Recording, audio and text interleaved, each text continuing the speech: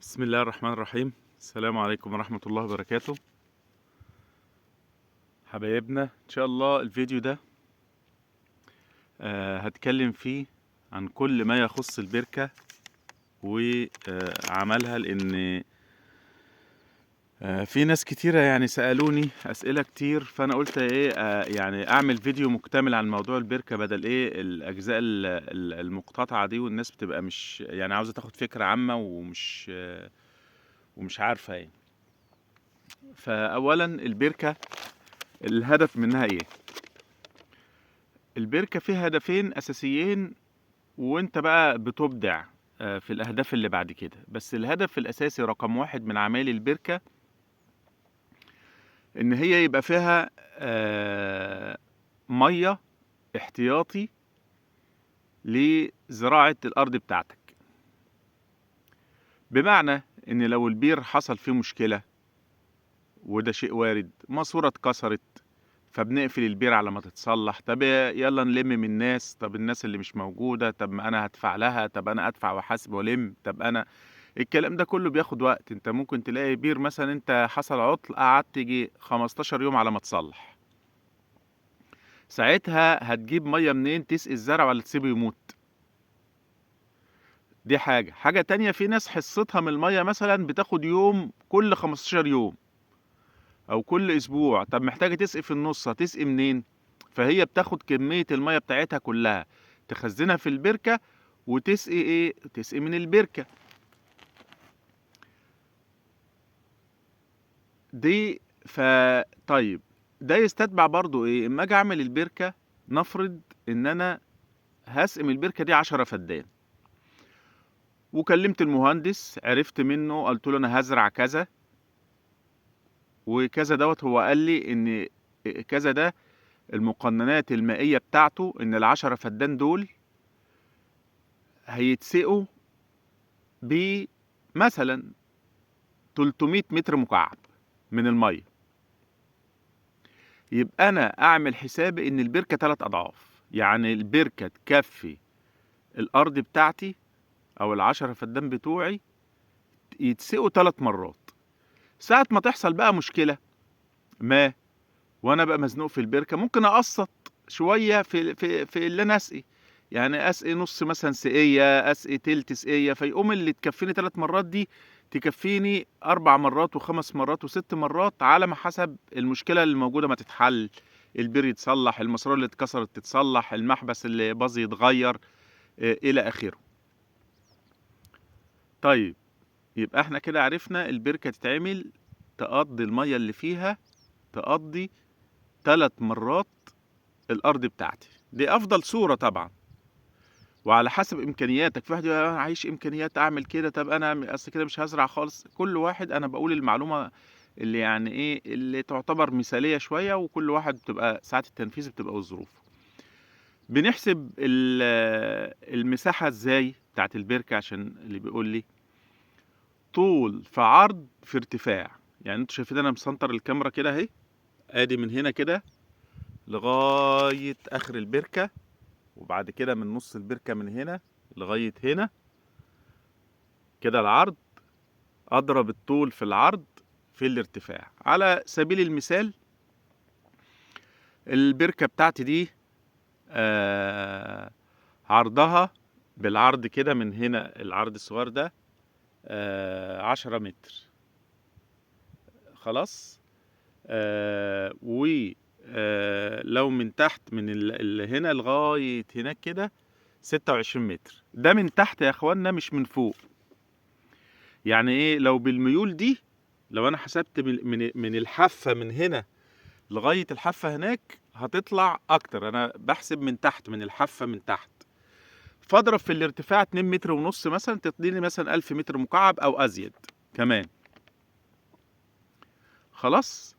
فيبقى البركة دي مثلا مساحتها 1000 متر مكعب. فيبقى انت عاوز من تحت كده تقيس من تحت، عاوز مثلا تعمل بركة عرضها 25 في عرض 10، يبقى دي 250 في ارتفاع مثلا 3 متر، يبقى انت كده البركة بتاعتك 750 متر مثلا مكعب، وهكذا.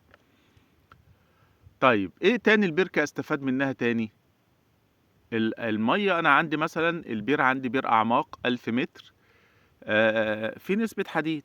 نفرض ان انا عاوز ارقد الحديد، يبقى البركه ممكن تستخدم ان انا بحط فيها الميه تقوم ترقد الحديد، واخد ميه من غير حديد لو انا الحديد مضايقني. طيب ايه تاني استخدام البركه؟ ان انت ممكن تعمل فيها مزرعه اسماك. بس خلي بالكم مزرعه الاسماك، انا بحاول ادي معلومات سريعه ومركزه عشان الفيديو ما يطولش. مزرعه الاسماك الهدف الاساسي رقم واحد من السمك ان الفضلات والمخلفات بتاعت السمك من افضل انواع السماد للارض، وبتخصب الارض بطريقه جميله جدا. فالهدف الاول مش ان انت تعمل سمك وتجيب سمك وتربيه وتاخد فلوس، ده هدف ثانوي، لو عرفت تعمله يبقى خير وبركه. ما عرفتش، لكن الهدف الاول من اللي انت ترمي زريعه سمك اللي انت تسمد الارض. طب ليه بقول كده؟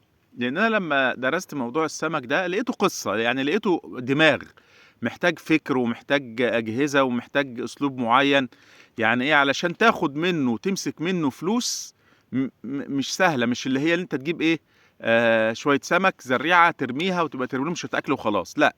ده قياس نسبة الأكسجين والأكل عشان تبقى اقتصاد، ترمي أكل قد إيه، ووزن السمك الصغير قد إيه، والإصبعيات وزنها قد إيه، والكبير وزنه قد إيه، وكم في المية من وزنه، وإزاي تحسب. يعني محتاجة إيه، ده مشروع محتاج اللي أنت يعني إيه تفكر له أو حد يخطط له. بالمناسبة البركة عندي أهو، لو حد عاوز يجي يعمل مزرعة سمك وانا يجي يعمله بس هو يصرف عليه ويجيب السمك، انا وفرت المكان ووفرت البركه، ممكن اوفر المتابعه، انا اتابع له، هو يديني تعليمات يقول لي اعمل كذا، هو لو عاوز يجي ويجيب اجهزه واجهزه تقليب الميه والحاجات دي كلها وفاهم يجيب، مفيش مشاكل، انا تحت امركم يعني. طيب يبقى احنا عرفنا كده الهدف الاساسي من البركه والاهداف الايه الثانويه. خلاص. مكان البركه فين؟ مكان البركه انت اللي بتختاره، بس يعني يفضل يكون في مكان عالي في الارض، وعلى حسب طبيعه الارض عندك برضو. يعني الارض عندك رمليه زي عندنا كده، الارض كلها رمله، ولا الارض فيها مثلا طفله، طب في صخور تحت قريبه على بعد متر مترين 40 سنتي، في اي مكان. لكن انا هنصحك نصيحه بالنسبه البركه مكانها بالنسبه للاستراحه. اولا طبعا اللي بيعمل لك الشبكه هيبقى عامل حسابه ان هيعمل لك ماسوره في الشبكه لما تاخد ميه من البركه تضخها. فانت حاول علشان ما تتكلفش كتير وعشان البركه ما تبقاش بعيده عن الشبكه، تبقى البركه يعني متوسطنه قريبه من ماسوره الميه الرئيسيه بتاعه الارض بتاعتك. دي حاجه. الحاجه التانية زي ما انتم شايفين كده، دي الاستراحه اهي، والاستراحه كده بالنسبه لي في اتجاه الشمال، يعني الاتجاه اللي الريح بتيجي منه. وانا قاصد ان انا اعملها هنا ليه؟ ما اجيش اعمل الاستراحه ورا البركه، يقوم الهواء يجي على البركه الاول وبعد كده يجي عليا في الاستراحه وانا قاعد. طب ايه اللي فيها البركه دي؟ ممكن تبقى فيها مثلا يوم تيجي وقت من الاوقات انت مربيت سمك، بلاش رميت فيها شويه سباخ ولا حاجه عشان في شكاير علشان خاطر الميه تبقى مليانه تسميد وبتاع وبيسموه شاي كومبوست وقصه كده، فممكن يبقى في ريحه كريهه، ممكن تلم ناموس تلم حاجه تبقى في ريحه كريهه، فتبص تلاقي الرياح جايبه الريحه دي ومدخلها عليك في الاستراحه. لا، انت تعمل ايه؟ دايما تعمل الاستراحه ان الرياح اللي تجيها رياح نظيفه يعني وهواء نظيف، ما يعديش على البركه الاول وبعدين يجي على الاستراحه. ممكن تعملها بقى في الجنب، في الشمال، في الجنوب، براحتك، انت عارف اتجاه الرياح. عموما اتجاه الريح هنا بنسبه 90% في الفرافره بيجي من الشمال، ونسبه بسيطه جدا لما يجي من الجنوب. ده برضو معلومه طبعا بتاعت الرياح دي عشان تبقى عارفها، عشان مصدات الرياح تعملها فين يعني. طيب الحاجه التانية تكلفه. التكلفة دي ناس كتير تقول لي الحفار طب شغال ازاي؟ طب ايه؟ بصوا يا جماعة، في حفار 60 وحفار مثلا 200 وحفار 260 وحفار 300. ايه الفروق بين الحفارات دي؟ قوة الحفار وحجم القادوس بتاعه. القادوس بتاعه اللي هو بيجرف الرملة وبيشيلها. ال60 صغير، ال200 اكبر منه شوية، ال260 اكبر، ال300 اكبر. فلما يكون حفار القدوس بتاعه كبير، بيشيل كمية رملة كبيرة فهينجز أسرع. بس برضو الحفار الصغير مثلا ال60 أو كده ساعته تلاقي 450. حفار اللي أكبر منه شوية ممكن تلاقي ساعته 500 أو 550. اللي أكبر منه شوية، أنا آخر حاجة كنت جايبها كان الحفار ال300، كان ساعته ب750. فهتبص تلاقيها برضو مضاهية بعضها. لكن أنا أنصحك لو في لو أنت بتعمل بركة كبيرة وفي حفار وعندك نسبة صخور وفي حفار كبير متوفر، اشتغل بالحفار الكبير علشان يعرف يجيب بسرعة في الرملة وينجز لك في الوقت، لأن الإنجاز في الوقت طبعا مهم جدا وبيتحول لفلوس بعد كده. ده بالنسبة للحفار. بالنسبة انت عملت البركة وانت الميول بتاعتها خلاص مظبوطة، قدر الامكان الحفار يبقى محافظ لك ان الجوانب بتاعت البركة والارضية كلها ما فيهاش صخور. طبعا هو دوت مش هيحصل بنسبة 100%، لكن احنا بنقول قدر الامكان. بعد كده قبل المشمع مهم جدا ان انت تطلع الصخور اللي في البركة، وانت لو دورت عندي هتلاقي انا منزل فيديو قصير قوي كاتبه تنظيف البركة. لازم تبقى ناعمة، لان المشمع ده كل متر، يعني تخيل انت مثلا ارتفاع البركة 3 متر، فكل متر مربع بيبقى عليه 3 متر مكعب، يعني 3 طن ميه. 3 طن ميه ده لو في حته زلطه صغيره ولا حاجه ممكن تخرم لك المشمع. بص انا ده كله مطلعه، جبت 10 عمال طلعوا له كل الطوب اللي حضراتكم شايفينه ده حوالين البركه، ماشي. كل الطوب وكل الحجاره دي صغيره كبيره جبتهم نضفوها عشان احط المشمع، عشان احافظ على البركه. نيجي بعد كده المشمع ده اللي انتوا شايفينه الاسود، دي نقطة مهمة جدا جدا جدا. ايه هي النقطة المهمة؟ الناس بتيجي بتفتكس يا جماعة، يعني في مثل بيقول ايه، بيقول الشيء لزوم الشيء.